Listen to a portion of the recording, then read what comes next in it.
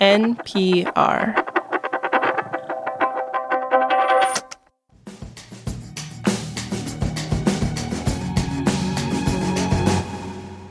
This is The Indicator from Planet Money. I'm Waylon Wong. And I'm Darian Woods. And I'm Adrian Ma. It's not even Friday, but we're all here. And that's because every day there is like this fire hose of news. So we're homing in on a few stories we think deserve closer scrutiny. The New York Times just picked up a Pulitzer this week for its coverage of President Trump's conflicts of interest. So today, for us, we'll talk about a few stories on this very topic. Some explore Trump's financial moves that favor his friends and family.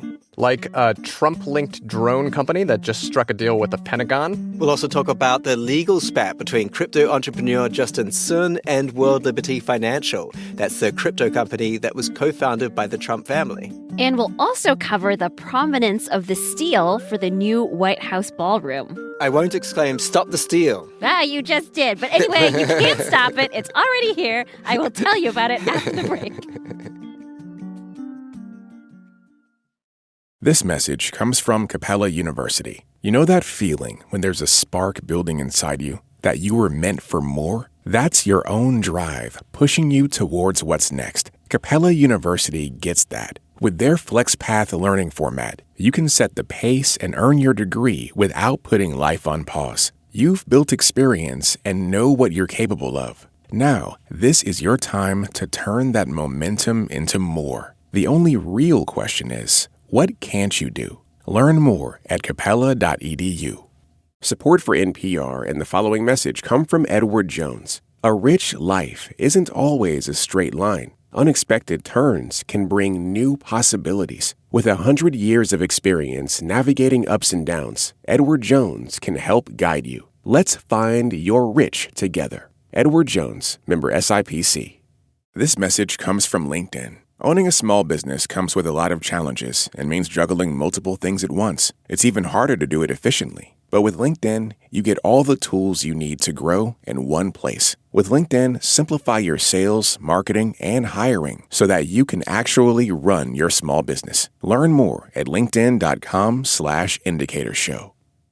3 business deals related to the president, Donald Trump.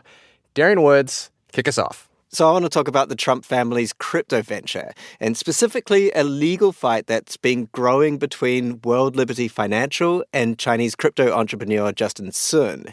Justin Sun runs the crypto network Tron, which is popular among criminals looking to move money around. According to a blockchain research company, TRM Labs, more than half of illegal crypto activity in 2024 was going through Tron. You know, customer is a customer. So what is the latest with the connection to the Trump family's crypto venture? Yeah, so Justin spent at least $100 million on Trump's meme coin, Trump, and he invested heavily in World Liberty Financial, which is, the crypto app tied to the Trump family. A bit of background here is that earlier this year, the Securities and Exchange Commission settled its fraud lawsuit against Justin with only a $10 million civil penalty and without any admission of wrongdoing. Oh, only $10 million. That must have been a relief. Well, briefly before he has now found himself in a new legal spat. Yeah, so what's up with that? It seems like they were becoming friendly. From friends to frenemies to legal enemies. So Justin Sun claims that World Liberty Financial blacklisted him from selling his tokens that he bought for $45 million. These tokens, they're supposed to give you some say in the company's governance, but Justin claims that World Liberty Financial threatened to permanently delete his tokens and report him to U.S. authorities over not providing adequate documentation over his token purchases. And also, Justin says the company pressured him to pour in more money. In April, he sued the company for fraud. Okay. I'm like Marie Kondo. I love mess. This is almost too much mess for me to follow. Yeah, and World Liberty Financial denies these claims. And on Monday, it sued Justin Sun back. The company alleges that Justin Sun was buying World Liberty Financial tokens on behalf of other investors, and he may have engaged in short selling.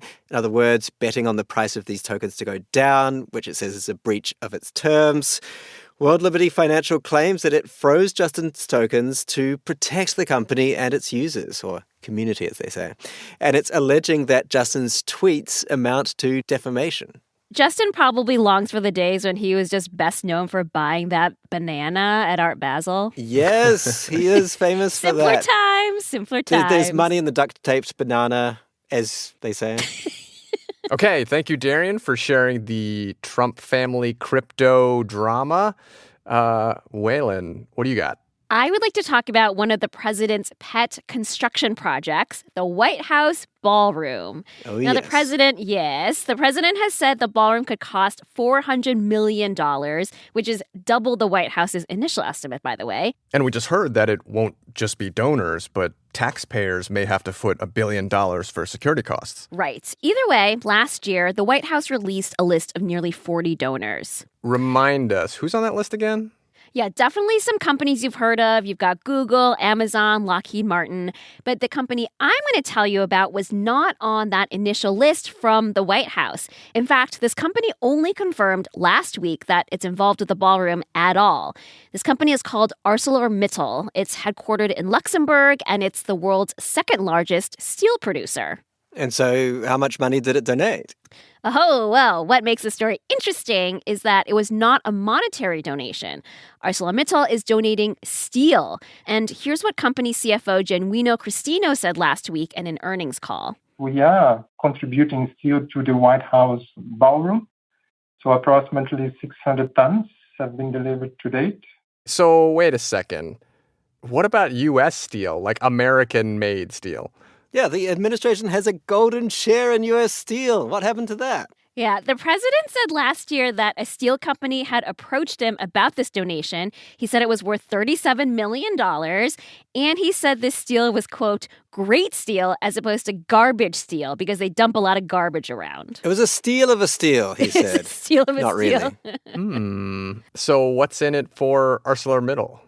There's no obvious quid pro quo from what I can see. The Commerce Department does have the ability to lower tariffs on other steel that the company exports to the U.S., but that hasn't happened as of this recording. I will keep my steely eyes on this story. Darian, you are so punny today. You're normally not this punny. I like it, though. Keep it going. And for now, Adrian, you've been keeping an eagle eye on a drone deal. Tell us about that. That's right. I am going to talk about how some members of the Trump family have positioned themselves to potentially profit from the U.S. war with Iran. So, for context here, since the start of the war, Iran has attacked neighboring countries by launching thousands of attack drones at them. We actually talked about this in a previous episode. And one way those countries are trying to defend themselves is by using what are called interceptor drones. Basically, they work by homing in on attack drones mid-flight and blowing them up. And as you can imagine, interceptor drones are in huge demand right now in that part of the world. Enter a company from Florida called PowerUs. And they make interceptor drones. And guess who two of its main backers are? They are Donald Trump's sons, Eric and Don Jr. I've heard about this, so give us the details. So this started back in March, just over a week after the U.S. went to war with Iran. PowerUs announced that Eric and Don Jr. would be investing in the company and also helping to take it public. As the Wall Street Journal reported at the time, this would be done through something called a reverse merger. Basically, PowerUs would merge with a publicly traded company, which is also backed by the Trumps, and this one is called Arias Greenway. And I bet you'll never guess what Arias Greenway's main business is. AI? That's actually a safe guess in today's world. But These it's actually days, yeah. operating golf country clubs. So a country club company is merging with an interceptor drone company, and both companies are backed by the Trump sons? Makes perfect sense, right? Oh, sure. Yeah. Synergies abound. And there is one more leg to this story. On April 30th, PowerUs announced that it had scored a major contract with the Pentagon to sell them an undisclosed number of interceptor drones.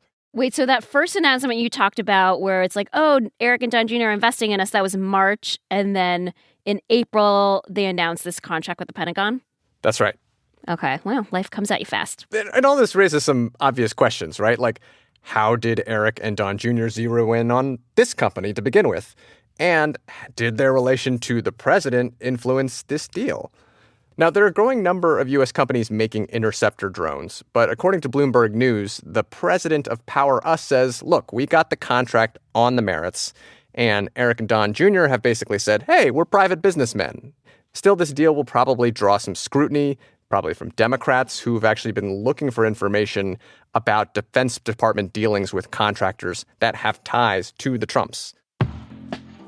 We reached out to the White House for comment on these stories. Spokesperson Anna Kelly said President Trump only acts in the best interests of the American public and, quote, there are no conflicts of interest. This episode was produced by Julia Ritchie with engineering by Robert Rodriguez. It was fact-checked by Sarah Juarez. Kate Kincannon edits the show, and The Indicator is a production of NPR.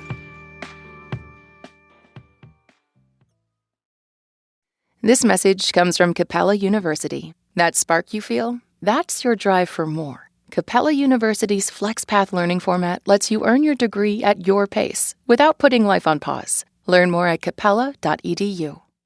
This message comes from Simon & Schuster, publisher of Get a Financial Life. Feeling stuck with money? The classic money guide, Get a Financial Life, Personal Finance in Your 20s and 30s by Beth Kobliner, has been updated for today's economic reality. Tackle debt, save smarter, invest wisely, and navigate rising costs with confidence with this no-nonsense roadmap to financial stability. Start planning for your future now. Read Get a Financial Life by Beth Kobliner today.